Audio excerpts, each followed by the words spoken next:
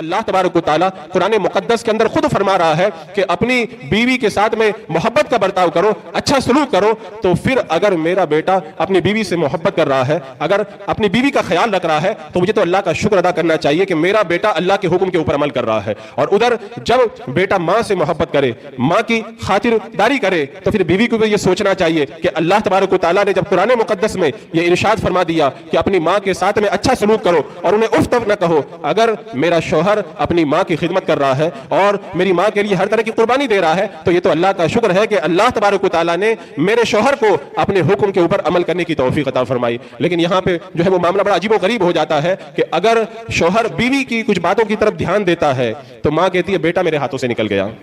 اور اگر وہی شوہر اگر اپنی ماں کی طرف توجہ دیتا ہے تو پھر بیوی یہ سمجھتی ہے کہ جو ہے میرا شوہر میری طرف کچھ دھیان ہی نہیں دیتا ہے. اور پھر اس کے اندر جو ہے وہ ایک بڑی عجیب کہانی وہ بن جاتی ہے کہ اگر اسی ماں کی بیٹی کی طرف اگر اس کا داماد توجہ نہ دے تو پھر ماں شکایت کرتی ہے کہ میری بیٹی کی طرف تو داماد توجہ دیتا ہی نہیں ہے. تو اب یہ بات سمجھ میں نہیں آتی، اگر تمہارا بیٹا